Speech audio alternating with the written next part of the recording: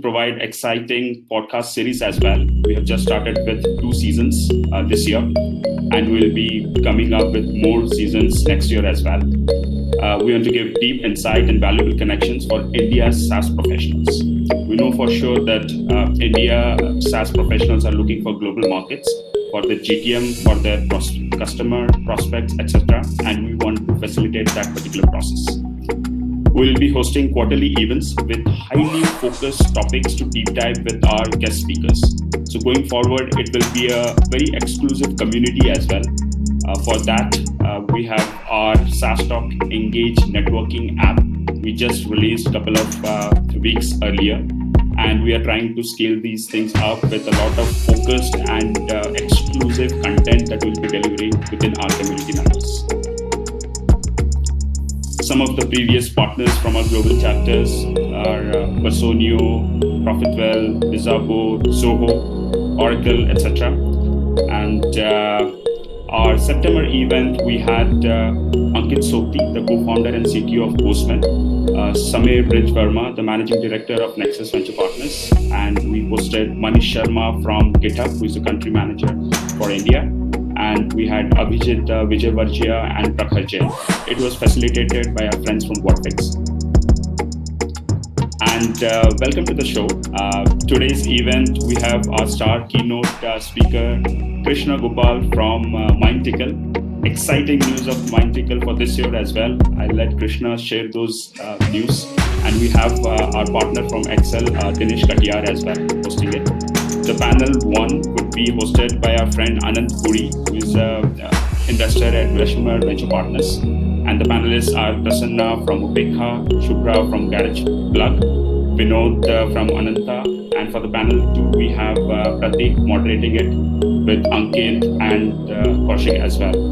So welcome to our SaaS Talk series of SaaS Talk Bangalore Local. And we look forward for this session.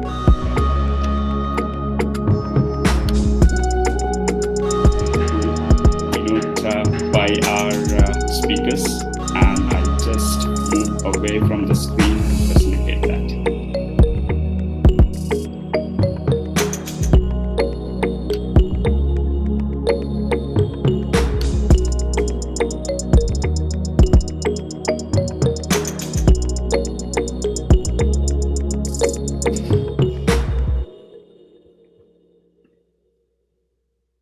Hey, hello everyone. Good morning. And good evening if people are joining from other geographies.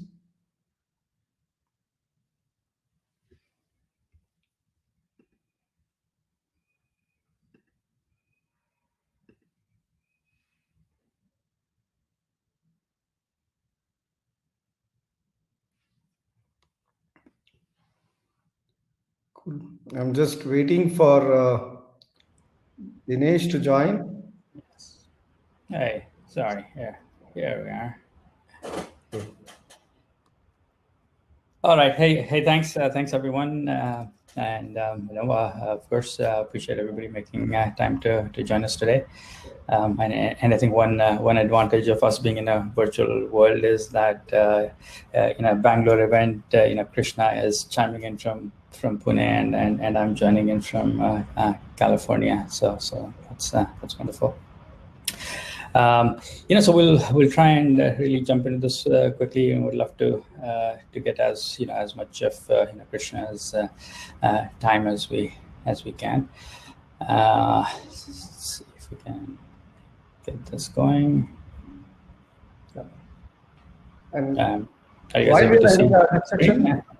If you have any questions or something, I think I don't know. It doesn't look like a two-way interaction, so you can definitely type your questions in the chat so that Dinesh and I can definitely address that. Okay. So are you guys able to see to see the slide? Not yet, Dinesh. All right. So I think these are the 3 most important questions of 2020. Are you able to hear me? Are you able to see my slide? And you are on.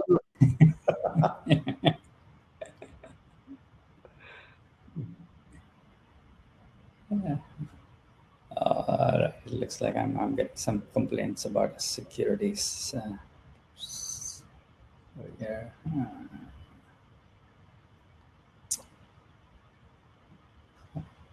Pranay, any chance you can bring up slides? Or Dinesh, you want let me. me to do it? I can do it, and like. Yeah, sorry. I think I ended up getting some security warning, which isn't letting me share. Yeah, can you try, Krishna? Yeah.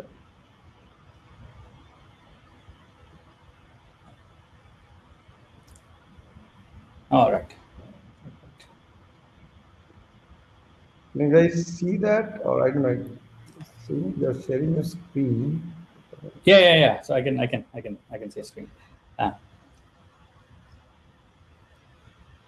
All right. Hey, wonderful. Sorry, Krishna. You'll need to navigate. Very quickly. Just a bit about Accel and Krishna. You can click through a couple more. We've been very lucky in the sense that we've been able to partner with companies like Freshworks from several years ago, and over the years now close to 50 cross-border companies from India. So these are companies that start off either completely from India or start off with a cross-border team and pursue a global market opportunity. And through these, we've been able to see a lot of these journeys, and obviously it's been it's a very active part of our portfolio, and it's been a very exciting part of our journey here as part of the Accel team in India. And in fact, that's one of the reasons that I sit in Silicon Valley, but I'm part of the Accel India team is again how we as a fund try to help portfolio companies and founders really sort of cross the chasm in terms of building a global company. And in many cases, several of our CEOs, either in some cases right from the start, or in some cases they might actually move here. But today, out of these 50-ish companies, almost 20 of our CEOs are actually here in the US. And this is a fairly large part of the portfolio. And then Krishna will just click. And then so we've been doing this now for the team out of Bangalore has been really doing this for about 15 years. So we've seen we've seen multiple journeys, and hopefully today between Monticle and us will share at least some of the things that we've seen in the past. And Krishna, the next slide, maybe if you don't mind, just giving a very quick introduction about Monticle. I think most people in India are, of course, familiar with the name. Yeah, I think most people know now, but I think I don't know. Like only Dinesh knows what really Monticle started with and where we have ended up with, right?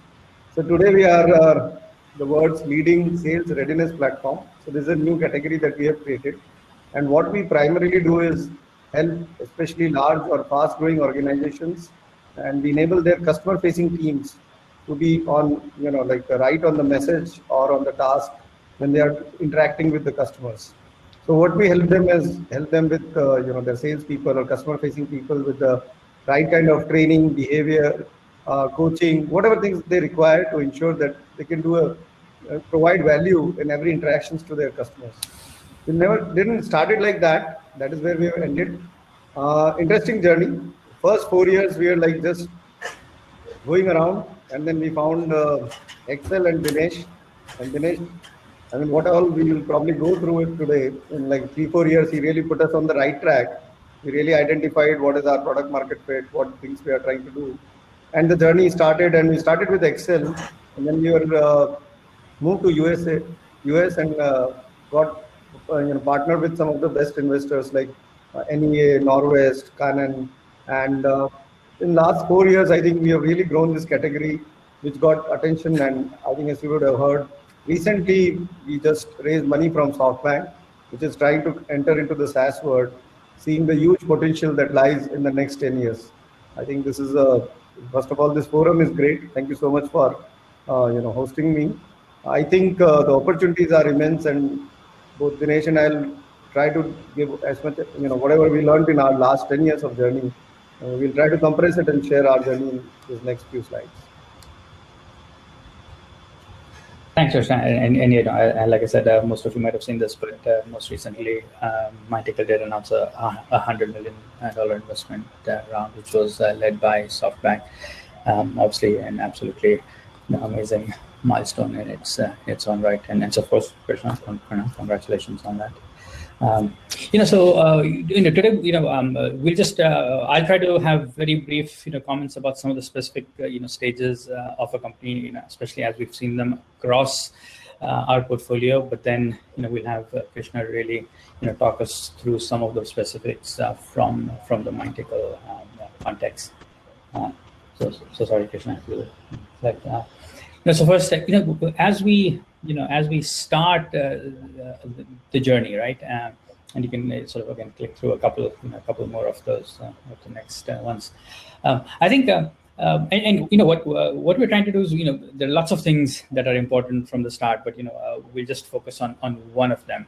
And here, one interesting thing is, and especially if you look at sort of India's history, right? At different parts of our history, we were known in the rest of the world for certain strengths, right? And there was a time when cotton was really a really important part of what we were exporting to the rest of the world. At some point we reinvented ourselves. Silk became a big thing, and it's an interesting stage of history. But at one point, we were actually known for our opium that we were supplying through the East India Company, onwards to China and so on. But one important thing that we talk to our portfolio companies, when you're trying to create a global company, there is obviously a natural disadvantage as well, right? I mean, the fact that you're trying to go after a global market, and very often many of these global markets tend to be dominated by US and European buyers initially, right? And you're trying to serve them from an Indian geography. So there is a bit of a natural disadvantage. But it really makes sense to try and pay attention to where can I create a bit of an India advantage, right? And some quick examples that we've seen through our portfolio companies. If you think about companies that go after various verticals, very often. So, for instance, let's say somebody's trying to go and modernize things in the construction industry. Now, if you look at entrepreneurs in Silicon Valley, we don't naturally have exposure to people in that industry. We don't naturally have learnings from that.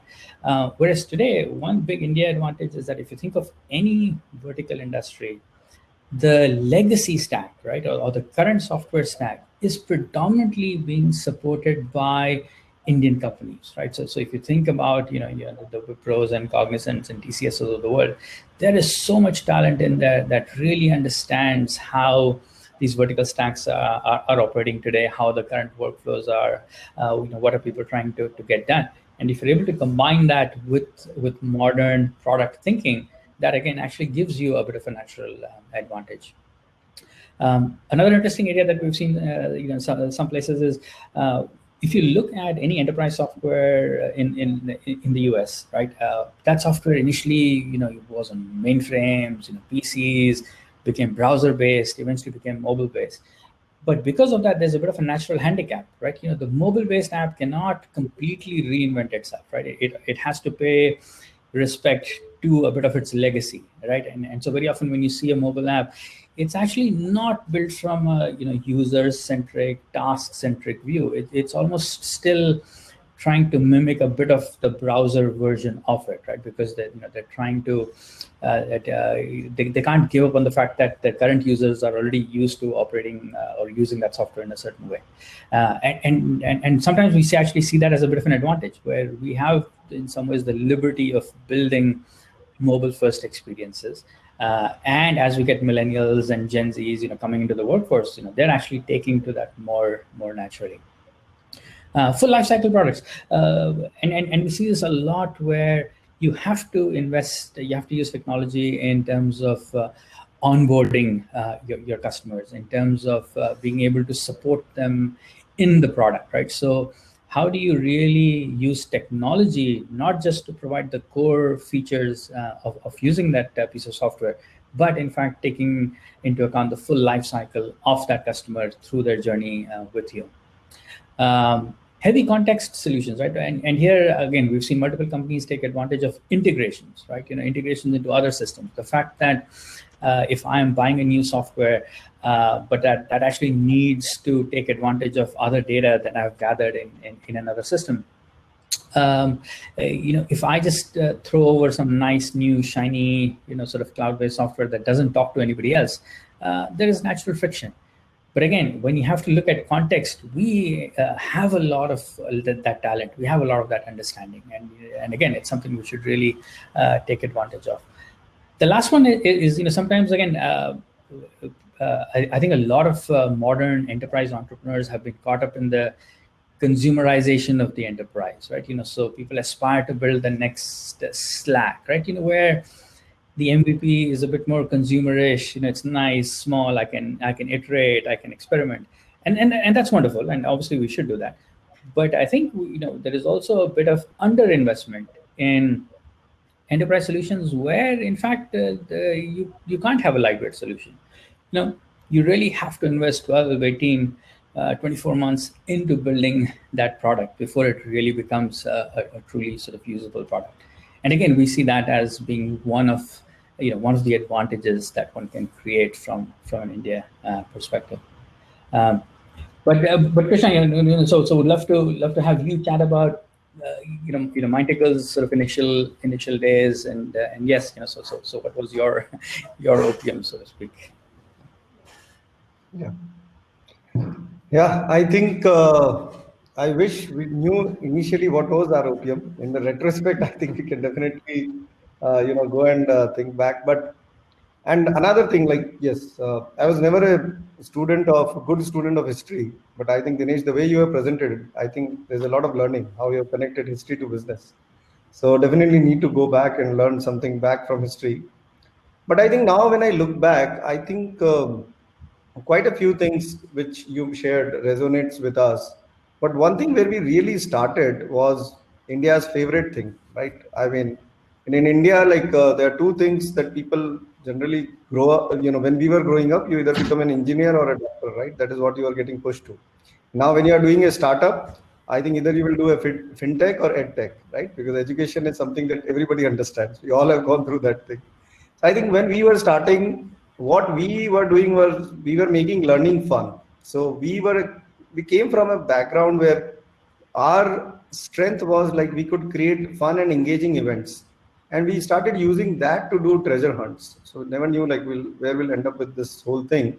But what we were trying to do was make these fun events with primarily based on making this learning fun. So what we understood was, and eventually that got to be known as the gamification.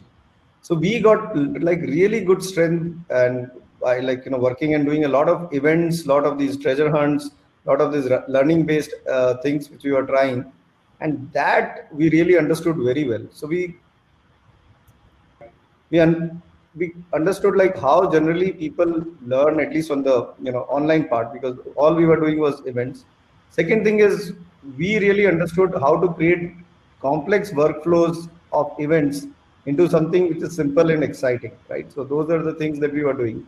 So we converted a lot of those things, which I'll share in my journey, and how they became the new hire onboarding and then the sales training platform. And then the last piece where the India advantage comes is definitely you have a lot of product development that was going on. So a lot of complex products that we could build compared to simple products. Experimented a lot, because there are a lot of things which the network here. There are a lot of companies where you can go and experiment. And coming from that learning background where learning is in our DNA, so those were few of the things. And so I'll just say primarily our superpower was gamification, the background of how people learn, and understanding of human behavior, and combine that with obviously converting these complex behaviors things into simple products. So that was in retrospect, I can say that was our superpower, because that is what we really honed in our initial years of building the company. So that is where, if what we saw, Facebook and Zynga were coming together, and Zynga was really powerful. and they were doing this Farmville and those kind of games. And we realized while these are good, they don't make sense, because we initially thought that in India people will not spend time on these. But the moment you connect it to some outcome, like some learning or something, they can become popular. So that is how we started. We started doing it for fun. And I think initially the idea was that, do you want to do it for school kids and get into the education sector? And even then and even now, I don't believe this, kids are very smart. They will find ways to do things in their own ways. So we did not really understood the student segments, and it was very fragmented market to go after school and everything. But we realized that we know how people learn, and we understood like there are challenges in the organizations, because every company is now going through this, like you don't get ready-made talent, you have to develop your talent. So we knew that there's something right that we are doing, and we tried with this gamification learning and this power of technology, that we tried to take it to corporates. And that was like our opium that nobody else had, nobody else in the world was doing it. We were recognized as the #1 in enterprise gamification for like 2 years in a row, 2012 and 2013. So in a nutshell, I think that is what I think accidentally or whatever, like that was like which we knew best, and we tried with that, and we just tried to figure out what is the right product market fit for us. And Krishna, today, now that from a capital perspective, you're almost as well capitalized as any company globally.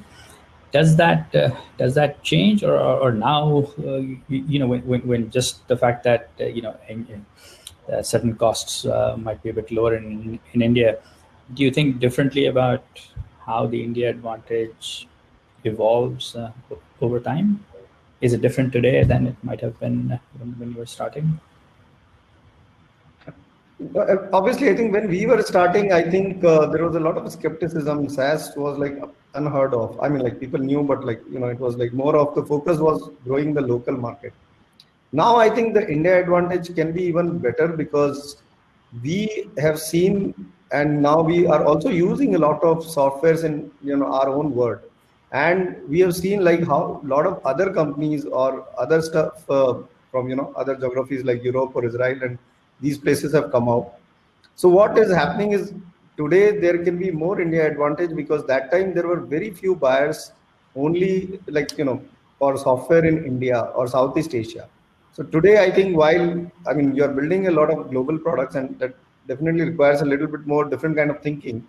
But today, because you have capital, because you have access to resources, another good thing is now you can actually import people. Like in the sense, people are really willing to work from Silicon Valley or some of the best places in Indian companies, which was not the case. You were also developing the talent. So with the capital and the recognition and everything is coming up, what you can do is you can leverage the one interesting thing that we bring to the table is the different kind of thought process. So Silicon Valley, they have grown in a certain way, and there is a specific thought process they bring in, which is good. But what we can bring in is a different, diverse thought process, because we have never been there. We have seen the lot of jugaad solutions and how people think out of box here, which are not necessarily the way people think in US.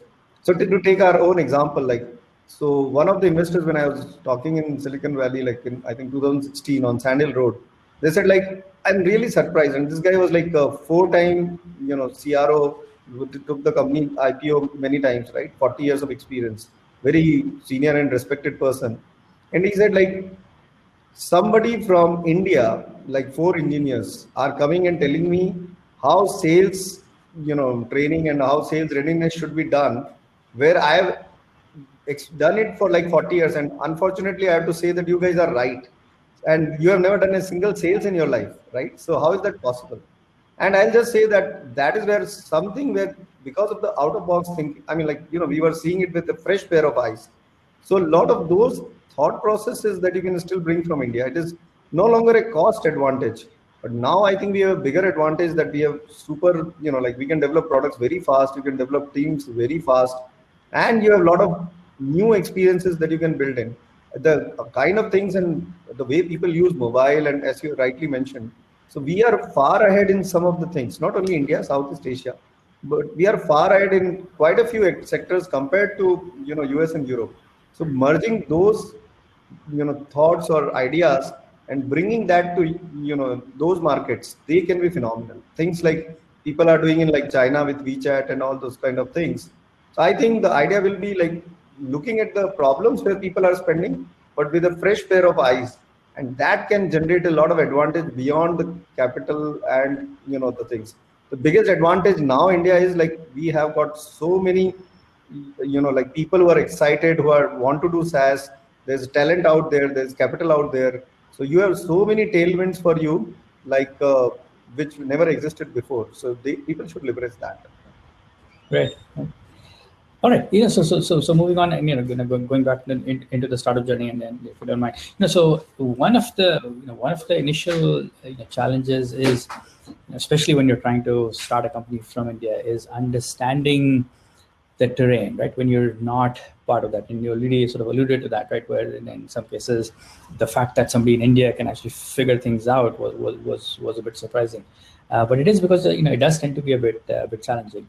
And Krishna, if you just sort of click through to the next slide, just sort of four quick points here. I like this the saying, well, supposedly by Columbus, that you can't cross the ocean until you lose sight of where you are coming from. And sometimes we see that when companies start off from India, obviously the natural tendency is to start talking to local customers. You start actually building for what they're requiring. And I think one of the things that we've seen sort of multiple times is that the features you build are of course exportable, right? But very often product market fit is not, right? And product market fit is not just about, hey, do I have a feature that can be used by someone? It's really this sort of broader context, right? How is somebody thinking about that problem? How does somebody think about their budget? How do they fit you into the broader context of how their sort of worldview is? And unfortunately, that view can be different from what you might sort of initially build. And then, in some cases, it might be that you don't need to be a global company, right? It could be that there is a India-specific opportunity or a regional specific opportunity. But one of the things that we do encourage, our founders to think about is that if you think that being global is really where you want to be, then don't make that the end game, right? Make that the start game. Right? You really want to start shaping your thinking, your positioning based on that. And Krishna, if you can just click through the next slide. Mapping, understanding the broader landscape is a time-consuming process, right? And again, we won't go through the questions, but there are lots of things that one really needs to understand, right? What ecosystems do you play in? How does your customer look at those ecosystems? How are the leaders perceived? How do you get viewed against those leaders? And I think a couple of the things that we think are often very interesting is, obviously for the landscape that you're going after, there's some trends that everybody believes in, right? Or there's sufficient, these are, perhaps less contested trends, and you obviously want to take advantage of those. But as a startup, the other interesting thing is, are there some less obvious trends, right? That are that aren't apparent to everybody, but those are things that you've built some conviction around, right? And in very often that tends to be one of the biggest differentiators, right? You were able to take a leap of faith, in some direction that perhaps not everybody was. So Krishna, if you don't mind just clicking through, I also actually took the liberty of pulling up one of your older slides. So if you click through to the next one, at one point, this was how Mindtickle was sort of talking about the various players and how they'd organized their worldview. And again, the details are not important, but again, yeah, we would love to just get your thoughts on how you went through a bit of that exercise and perhaps how did you then get to some convictions around and by the way, early on when you had first come to the US, I remember conversations where I would talk to other investors, talk about what Mindtickle was doing, and some would react with, it's it's like a Salesforce feature, right? Meaning there was the notion that this could really evolve into a big pain point that needed a fairly elaborate sort of solution was certainly not obvious to a lot of people. But yeah, so love your just your sort of journey through that. Thanks, Dinesh. But I think if I were to look back in our entire journey of Mindical, I think if there was one crucial thing that we got right, so there are some folks in the road where they really, really change your outcome. I think this was the one to think about that entire landscape. And I think, as Dinesh mentioned, I think initially, for 2-3 years, we were doing good. We figured out our OPM, which was gamification, treasure hunts, new hire onboarding. And we were doing very well in that. I mean, we were reasonably good. We were getting good customers. We had decent amount of traction. I'll not say like crazy amount of traction, but it was good, which was not bad. And sometimes those kind of things can be really bad for you because, that is something like they don't allow you to grow fully and they don't allow you to also die peacefully. You're left somewhere in between. So we were like pretty much for a while in some of that state. And that is where I think thanks a lot to our, like investors, advisors, and other fellow entrepreneurs. But we were forced to think like, hey, you guys can be a good company, but not a great company. So what are you thinking? And these were tough questions. And now in retrospect, this looks like, we made the right choices. But I think whatever points Dinesh mentioned in the earlier things, each of them are difficult and important points to think.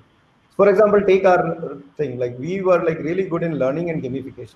So if you think about learning, then student and education, that is the best market, right? And then you think about which geography to go after, then India is the best geography, right? So that is how you will generally think. And the whole idea was like you could pick a trend that everybody will go online, mobile learning and those kind of things. So again, obviously there are very successful tech companies which have gone into that area. But one thing we realized like, hey, that was not our forte, neither something that we really believed or wanted to do. So that was one clear to us what we wanted to do, right? Second part is we pretty much understood that there is a consumerization of enterprise software that will happen because we were doing treasure hunts and they were like really employees were into it, but the softwares were old and boring. And our philosophy was simple, like people cannot have two lives. We are using Facebook and all this Instagram and all those kind of beautiful apps, and we cannot go into office and live another life. So they will merge. So our philosophy was like, hey, softwares will have to be consumerized. We'll have to bring some of the simplicity, the modernism, and these kind of elements of engagement and gamification to the corporate world. And there will be like buyers there and who are going to pay for that. Second trend we saw was like, hey, the world is shifting from a buyer's market, from a seller's world to a buyer's world. What that means is every company is struggling to sell value to its customers. They need much more. Like even if you take all of our examples, today we know about any product, like, even before we walk into the store. And there are so many products which are coming out. So every company is now struggling to create a presence and, and deliver value to their customers. So we realized that every company is going to go through this phase where they need to train their salespeople and get them much more like, aligned to their business processes. So consumerization, getting into the corporate world, thinking about, how people are going to, how corporates are going to behave. That is where we took a bet around 2014 to 15 that we will completely switch into the corporate world and we'll focus only on the sales buyer. And this was a tough call because nobody's ever done that. Nobody has built that kind of gamified software for sales leaders. Sales stack means CRM, which Dinesh mentioned, right? So we were charting a territory which was like a disaster, like because nobody knew us. It was a path where we had no precedence. But we realized that what is our strength, which gets back to into OPM and our belief, like what we wanted to do, and then a triangulation. Then the third part was with geography. India was easy because we grew up here. I had a lot of connection and networks. So it was easy. We were getting some sales. But then we realized that the real market is US. And if we don't start selling day one, because India buys differently, India pays for software differently. So it might be the same product. We never created two different products. But what will happen there is that if we go to the US, then I think we'll learn a lot, and that is where we really wanted to experiment. So right when we pivoted to this product, we did zero sales in India. Like literally, we stopped every sales. We killed every product which was India. It was like a kind of a do or die for us, and we lock, stock, and barrel moved to the US market. Started building for that, and obviously went with some hypothesis, some quick iterations. But I think that was a good pivotal moment looking back in like retrospect, where I think identified our terrain. And the only thing I'll just say is you will have to believe in yourself. The first 2 years were crazy, and maybe Dinesh can add about it. Because I mean, like we were in still now, like now the category is slowly getting defined. But first 2-3 years, like everybody's like, who are you? What are you trying to do? We don't understand you. Your software is complicated. We don't, but you have to tell it, you have to talk to analysts, you have to go to market. And obviously, over a period of time, people understood the value. You have to be very firm on your beliefs. And then obviously, today we are in a very different mindset. No, I think that's a good point. People obviously talk about how creating a new category is wonderful and sexy and all of that. I think one of the trickiest part of that journey is that every day when you pitch to 10 people, 6 of them are actually going to be incredibly skeptical about what you're pitching, right? And whereas if you're selling into an established category, right, the number of skeptics is non-existent. So definitely that the whole point about having that conviction in spite of being told every day by multiple people that you could be wrong is absolutely one of the toughest parts of of an entrepreneur's journey when you're breaking new ground, so to speak. And I think I have a question here. So CMS is content management space, and readiness is basically our the entire thing, which is the combined thing around knowledge, training, coaching, behavior, so all those things. But the second question is interesting. So how much time will you spend researching the landscape? So actually, it's very interesting. The only insights I can give you is, I mean, you have to look through the eyes of your belief and your understanding of the market, and don't go only by, I mean, what exists today. You have to project what will happen in 3 years down the line or 5 years down the line. So my only caveat here is like we didn't research too much. I mean, if you do too much of analysis and paralysis can also, I mean, I'll rather like you iterate and fail, right? You can move on. But the only thing that I'll add there is put the lens of what will happen in 3 years. See some other trends in adjacent industries, like how, or in other geographies, what things have changed. Like I think the analogy we took was we saw the marketing landscape change. So because we did not know how sales will change, honestly, because now it is easy to see. But we knew how the CMO's role has changed over a period of time. How, just spending the money on the billboards and not data driven. There was companies like Marketo and there was companies like HubSpot, which was coming, which has given science to a profession which was art. And we thought that sales is going to be the same thing, where the science of art of selling will have to be quantified at some point in time. So with that, analogy, that what happened in last 10 years, we allied and we projected that on the sales market, and then obviously figured out the gaps. And that is where we were able to think and find things 3 or 4 years ahead of the time, which people did not believe. Again, we have been like both lucky, but yes, we saw that trend coming. So my only thing is, whatever you're doing, don't think only of today. Think and project, and also take analogy, like what happened. Take analogy from geography, take analogy from other sectors, and then you will be able to come with a better picture. Then coming up with whatever, like this market report says that, and this is the market size. I don't believe in those things. You have to create, you have to believe in your stuff and figure out how the market will shape up. Great. So I know there's a question about customers, but that coincidentally happens to be the next thing that we'll talk about. The next slide. This is just a very quick example of because sometimes entrepreneurs sitting in India feel like, well, I mean, how can I even understand things happening elsewhere, right? I mean, how do I really map this terrain? And yeah, I thought I'd just throw this up. This was actually specific for the companies that did this earlier this year.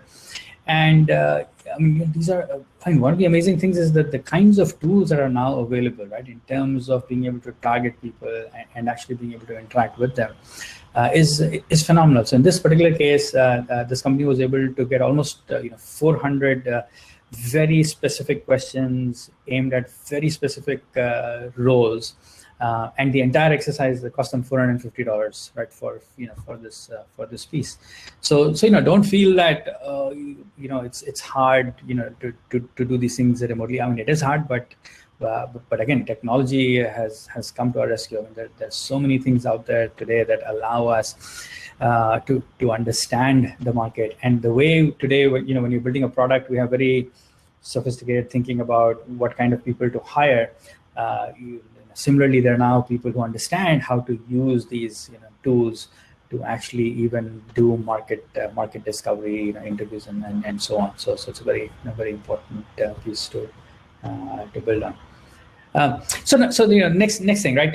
So you've understood the terrain, you've built some conviction. You're now sort of trying to launch a product. So on the next slide, right? I mean, really the whole. One of the things is, and I think very often we as entrepreneurs feel like we are the ones that are going boldly where no person has gone before. And I think one sort of humbling, sort of thing to understand is that it's actually our customers who are doing that. When you're a startup trying to pitch to a customer, you're asking them to spend money on something. We're actually asking them to boldly go where no one has gone before, right? Because they haven't seen other people buy your product. They don't have easy ways of building that sort of trust. And we're really asking them to be the first, right, to do something. And that's something we really have to appreciate, understand, and address. Right, like there was this joke about nobody got fired for buying IBM, right? Because way back, IBM sort of had the most reliable products, and really what we're asking somebody to do is to buy from a startup that nobody has heard of, where they could actually get fired for having bought from us, right? So imagine you finally managed to convince somebody to buy the product. They put it in place. The product had some bugs, issues. I mean, that person literally could actually lose their job. So that's an important element of how you think about positioning your product. How do you actually get people to build that trust, right? You almost have to earn your trust, in stages. If you go and tell somebody that, hey, rip out your, wonderful, payment processing solution that you have from Stripe that everybody uses, and use, my shiny new one because it's better. And oh, by the way, nobody else uses it so far. For somebody, that's a tall ask, right? Because payments is such a core part of their business. Whereas if you went and said, hey, continue using Stripe, but by the way, if for whatever reason Stripe fails, or you're operating in a geography that Stripe doesn't work, try us out, right? So now your positioning is where, hey, in the worst case, if I don't do anything, you're still going to be as you're going to be as well as you were before, right? And if I do deliver, it's upside. So that's a very different way of inserting yourself into the equation, right? But then as you earn your trust, you can then ask them to slowly sort of move more and more of their payments towards you. So you really have to focus on early adopters, focus on people that have reason to believe in you. Also, I mean, you have to realize that it's a gunfight out there, and as a startup, you are bringing a knife to a gunfight. I know some of you might have heard about the 21 feet rule, right? So if you're within 21 feet of your enemy, that's when the knife has a chance of actually winning over a gun. So that's what you have to do, right? As a startup, you actually have to find that small universe of prospects that you can get really close to. You can build your trust, and then you can actually start sort of converting them.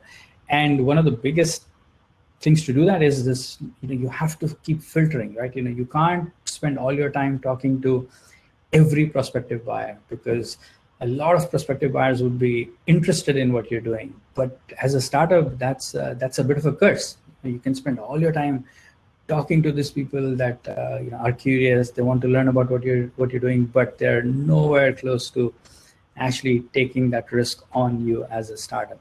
And that's a very, very important part of that sort of startup journey. Narrowing down your focus to the small universe of people that are more likely to buy from you.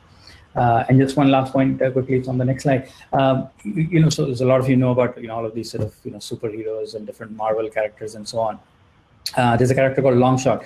Longshot's sort of superpower is that he can actually change the probability distribution a bit, right? So they can actually increase your luck factor. Now, if you think about it, sure, everybody could use with a bit more luck in their life, right? So in that sense, your addressable universe is pretty massive. But then if you think about, well, if I had to choose a very, very small, set of people who care about this the most, right? Then you might eventually narrow it down to, people who buy lots of lottery tickets, right? Or gamblers, right? People who actually are spending gobs and gobs of money on a probability event, and where shifting of that probability they really care about, right? And so one of the exercises that we often do with our startup companies is really this, right? So what is your superpower? If there's only one superpower that you could just sort of talk about, and then who out there needs it the most, right? And then how do you just focus a bulk of your energy around that?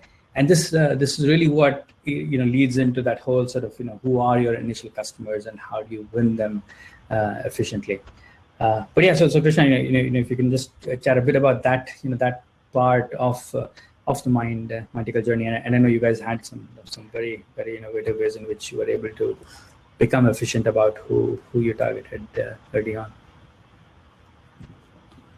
I think whoever like founders are there, one of the biggest thing, if startup journey is something like a Lord of Rings or Harry Potter series, then I think this is the biggest trap, the curse that Dinesh is saying, the curse of early customers, right?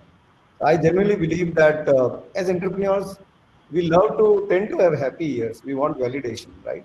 And that is also becomes one of the biggest curse. I am pretty confident that each one of you will go and find probably 5 biggest champions that you would go if you go and pitch to 20 people, right?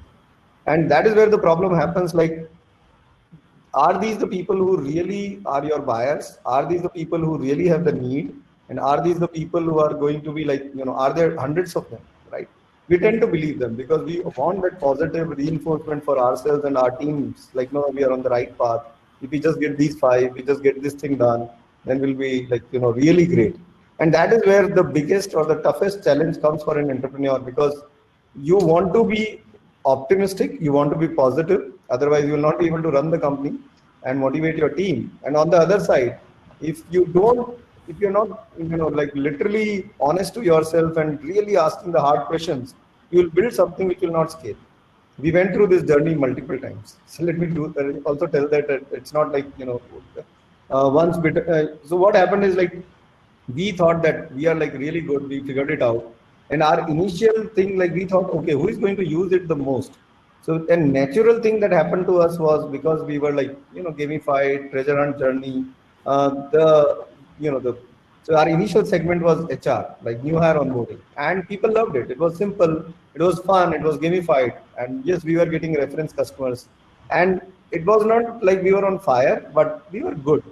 So that is where we got that initial superpower, and we just connected it to a set of people. But then pretty soon we realized that they were not the guys. The second question that Dinesh was asking, please note all those questions. These are really important. The whole thing was are you really selling it to the people who really need it? Do they really care about it, right? So for us, I think people needed it, but it was not like they were dying without it. It was a nice icing on the cake because you can make the new hire onboarding experience better. But will they die without Mindical? Maybe not. They will still do something else. They will still get people in the room.